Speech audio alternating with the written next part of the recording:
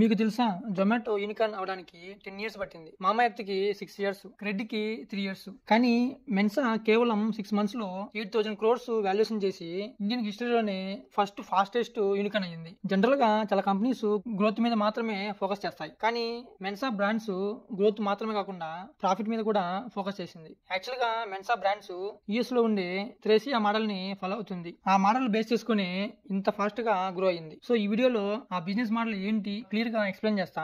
అలాగే ఈ వీడియో ప్రతి ఎంటర్‌ప్రెన్యూర్ కి చాలా ఇంపార్టెంట్ ఫ్రెండ్స్. దీనివల్ల మనకు చాలా పెద్ద ఆపర్చునిటీ ఉంది. దాని గురించి కూడా ఈ వీడియోలో చెప్తాను. సో ఈ వీడియోని లాస్ట్ వరకు చూస్తే మీకు చాలా ఇన్సైట్స్ వస్తాయి ఫ్రెండ్స్. మెన్సా బ్రాండ్స్ ఇది డిజిటల్ ఫస్ట్ బ్రాండ్స్ ని అక్వైర్ చేసి స్కేల్ చేస్తుంది. ముఖ్యంగా హెల్త్, ఫ్యాషన్, లైఫ్ స్టైల్ లాంటి D2C కంపెనీస్ ని. ప్రజెంట్ మెన్సా ఫిట్నెస్, విలన్, డెన్నిస్ లింగో ఇలా 20కి పైగా కంపెనీస్ ని స్కేల్ చేస్తూ ఉంది. మెన్సా ఫౌండర్ అండ్ CEO వచ్చేసి అనంత నారాయణన్. ఇతను ఈ మెన్సాకి ముందు మెకెన్సీలో 15 years వర్క్ చేసినారు. దాని తర్వాత మింత్రాకి CEO, అలాగే మిడ్ లైఫ్ కి కో ఫౌండర్ అండ్ CEO గా చేసి ఆ తర్వాత మెన్సా బ్రాండ్స్ ని 2021లో స్థాపించి ఒక సక్సెస్ఫుల్ ఈ కామర్స్ కంపెనీగా చేసినారు. స్టార్టింగ్ లో మెన్సా త్రేసియో మోడల్ ని ఫాలో అవుతుందని చెప్పినా కదా. సో ఇప్పుడు దీని గురించి డీటెయిల్ గా చూద్దాం ఫ్రెండ్స్. యాక్చువల్ గా త్రేసియో యుఎస్ లో ఉండే ఒక కంపెనీ నేమ్. దీనిని ఒక ఇద్దరు పర్సన్స్ 2018లో అమెజాన్ లో అప్పట్లో థర్డ్ పార్టీ సెల్లర్స్ బాగా గ్రో అవుతున్నారు అనే పాయింట్ ని అబ్జర్వ్ చేసి త్రేసియో అనే కంపెనీని స్థాపించినారు. ఈ థర్డ్ పార్టీ సెల్లర్స్ గురించి చెప్పాలంటే అమెజాన్ టైప్స్ ఆఫ్ సెల్లర్స్ గురించి మీకు తెలియాలి. ఆ అమెజాన్ లో మెయిన్ గా 2 types ఆఫ్ సెల్లర్స్ ఉంటారు. ఒకటి first party sellers,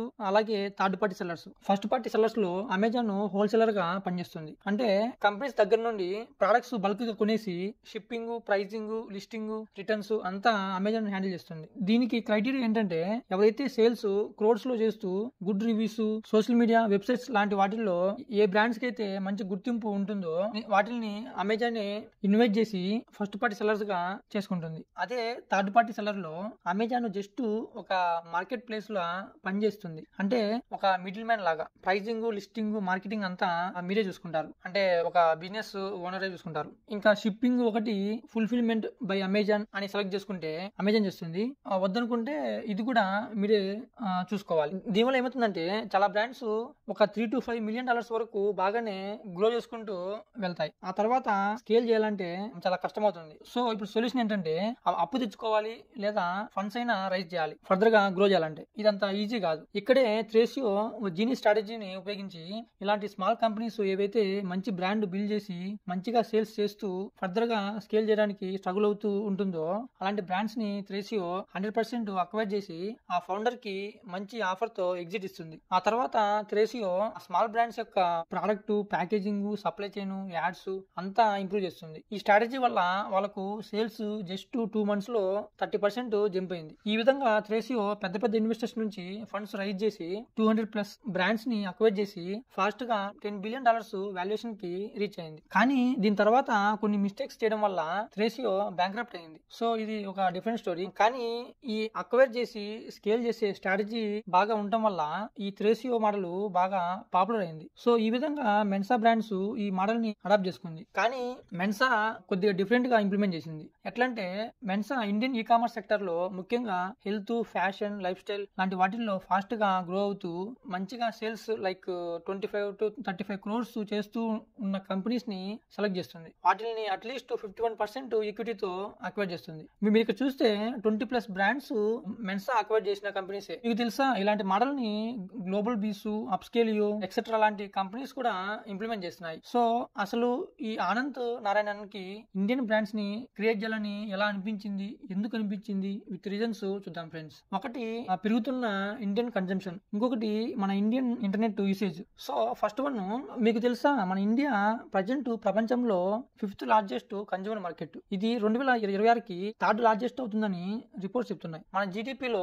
60% private consumption ద్వారానే వస్తుంది. ఇది చైనాతో కంపేర్ చేస్తే ఆల్మోస్ట్ డబుల్. ప్రైవేట్ కన్జంప్షన్ అంటే food, housing, clothing, health, leisure, education మీద స్పెండ్ చేయడం. ఇక్కడ ఒక ఇంట్రెస్టింగ్ థింగ్ ఏంటంటే మన ఇండియాలో ఓన్లీ 10% పీపుల్ ఆల్మోస్ట్ 50% స్పెండ్ చేస్తారు. మీకు ఈ విషయం తెలుసా? మన ఇండియాలోనే మళ్ళీ 3 టైప్స్ ఆఫ్ ఇండియాస్ ఉన్నాయి. India 1, India 2, India 3. Shocking thing ఏంటంటే మెజారిటీ స్పెండింగ్ ఇండియా 1 ఎక్కువ చేస్తుంది. ఈ విషయం బిగ్ బజార్ వెనుకున్న రీటైల్ లెజెండ్ కిషోర్ బియానీ గారు చాలా పాడ్కాస్ట్ అతని ఆ బుక్ లో కూడా చెప్పినారు. కాబట్టి ఈ కన్జంప్షన్ పెరగడం అనేది ఒక positive trend. So second one వచ్చేసి ఇంటర్నెట్ గ్రోత్. జియో వచ్చిన నుంచి మన ఇండియాలో ఇంటర్నెట్ యూజర్స్ ఎంతలా గ్రో అయినారో నేను చెప్పనవసరం లేదు. అది కాక ప్రజెంట్ మీరు చూస్తే టౌన్ లో కన్నా విలేజెస్ లో ఎక్కువ మంది ఇంటర్నెట్ యూజర్స్ ఉన్నారు. దీనివల్లే digital first brands like Mamaearth, boAt, Lenskart లాంటివి బాగా గ్రో అయినాయి. అంతేకాకుండా మన ఇండియాలో చాలా పర్సెంటేజ్ మార్కెట్ ఇప్పటికీ అన్బ్రాండెడ్ గానే ఉంది. ఫుడ్ మార్కెట్ చూస్తే 50% అన్ఆర్గనైజ్డ్ గానే ఉంది. అపారల్ అంటే క్లాత్ మార్కెట్ చూస్తే 65% అన్ఆర్గనైజ్డ్ గానే ఉంది. కాబట్టి ఈ సెక్టార్స్ ఆర్గనైజ్ కావడం, అలాగే చాలా మంది ఇన్కమ్స్ రైజ్ కావడం వల్ల జనాలు బ్రాండెడ్ ప్రొడక్ట్స్ కి స్పెండ్ చేయడానికి ప్రిఫర్ చేస్తున్నారు. ఈ బిహేవియర్ షిఫ్ట్ మెన్సా లాంటి కొన్ని కంపెనీస్ కి బాగా బెనిఫిట్ చేసింది. అనంత నారాయణన్ ఏమంటారంటే నెక్స్ట్ 10 years ఇండియన్ ఎకానమీ చాలా గ్రో అవుతుంది, అందువల్ల ఇండియాలో ఉండడానికి ఇదే రైట్ టైం అంటారు. ఒక గ్రేట్ బ్రాండ్ బిల్డ్ చేసి ప్రతి ఇంట్లో వాళ్ళ బ్రాండ్ ఉండాలనేదే మెన్సా గోల్. నెక్స్ట్ ఇన్సైట్ ఏంటంటే offline and content play. Thrasio company hard selling products మీద మాత్రమే ఫోకస్ చేసింది. లైక్ ఒక బ్రాండ్ వాక్యూమ్ క్లీనర్ మాత్రమే సెల్ చేసేది, ఇంకో బ్రాండ్ ఓన్లీ స్కెచ్ పెన్స్ అని ఇలా చేసేది. కానీ మెన్సా కంపెనీ ఓన్లీ ప్రొడక్ట్స్ మీద మాత్రమే కాకుండా బ్రాండ్స్ మీద కూడా ఫోకస్ చేసింది. ఎందుకంటే ఈ బ్రాండ్స్ కి ఒక్కొక్కటి 1000+ crores చేసే క్యాపబిలిటీ ఉంది అంటారు ఆయన. అనంత నారాయణన్ ఒక కంపెనీ స్కేల్ చేయడానికి 3 మెథడ్స్ ఫాలో అవ్వాలి అంటారు. ఫస్ట్ వన్, ఒక కంపెనీ 0 to 20 crores రీచ్ అవ్వాలంటే ఓన్లీ గ్రేట్ ప్రోడక్ట్ ఇవ్వడం, అలాగే గుడ్ రివ్యూస్ పొందడం మీద మాత్రమే ఫోకస్ చేయాలి అంటారు. అదే కంపెనీ 20 to 100 crores రీచ్ అవ్వాలి అంటే పర్ఫార్మెన్స్ మార్కెటింగ్ మీద ఫోకస్ చేయాలి. Performance marketing, ads optimisation, SKU expand చేయడం లాంటి వీటి మీద ఫోకస్ చేయాలి అంటారు. అదే 100 to 500 crores కంపెనీ అయితే ఆఫ్లైన్ స్టోర్స్ పెట్టడం, బ్రాండ్ క్యాంపెయిన్స్, కమ్యూనిటీ బిల్డ్ చేయడం వీటి మీద ఫోకస్ చేయాలి అంటారు అనంత నారాయణన్. మన ఇండియాలో ఆఫ్లైన్ అనేది చాలా క్రూషియల్. ముఖ్యంగా ఫుడ్, క్లాతింగ్ లాంటి ప్రొడక్ట్స్ అవి చూసి ఎలా ఉంది అని టచ్ చేసి కొనాలి అనుకుంటారు. సో అందుకే మెన్సా ఆఫ్లైన్ లో కూడా ఇన్వెస్ట్ చేస్తుంది. మెన్సా యొక్క ఇంకొక జీనియస్ స్ట్రాటజీ ఏంటంటే కంటెంట్ కంపెనీస్ ని అక్వైర్ చేసింది. ఒకటి మెన్స్ ఎక్స్పీ. ఇది మెయిన్ గా మెన్స్ కమ్యూనిటీని ఫోకస్ చేయడం కోసం అక్వైర్ చేసినారు. దీనిలో ఎవ్రీథింగ్ మెన్స్ గురించి కంటెంట్ చేస్తూ ఉంటారు. ఇంకొకటి ఐడివా. ఇది గర్ల్స్ కమ్యూనిటీని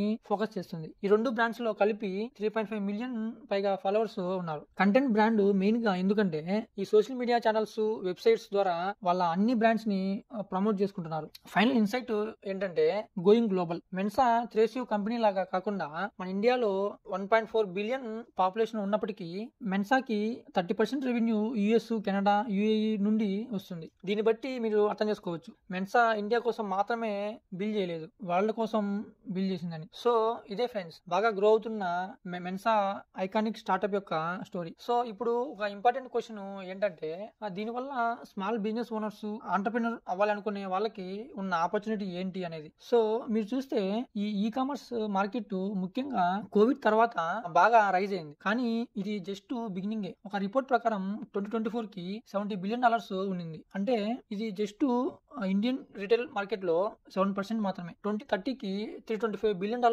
వాల్యుయేషన్ రీచ్ అవుతుందని డేటా చెప్తుంది. సో దీన్ని బట్టి మీరు అర్థం చేసుకోండి ఈ కామర్స్ సెక్టర్ కి ఎంత స్కోప్ ఉంది అనేది. ఇంకొకటి మెన్సా బ్రాండ్స్ వాళ్ళు బాగా గ్రో అవుతున్న స్మాల్ బ్రాండ్స్ ని లాట్ ఆఫ్ అమౌంట్ పెట్టి అక్వైర్ చేస్తున్నారు. సో దానివల్ల స్మాల్ బ్రాండ్స్ బిల్డ్ చేసిన వాళ్ళకి చాలా బెనిఫిట్ ఉంటుంది. సో మనమందరం ఒక బిజినెస్ ఓనరు, ఆంటర్ప్రినర్ అవడానికి ఇది ఒక మంచి ఆపర్చునిటీ ఫ్రెండ్స్. మీరేమంటారు కింద కామెంట్ చేయండి. ఈ వీడియోని ప్లీజ్ లైక్ చేసి సబ్స్క్రైబ్ చేసుకోండి. మనం ఇలాంటి వీడియోస్ చేస్తూ ఉంటాం. Thanks for watching. జై హింద్.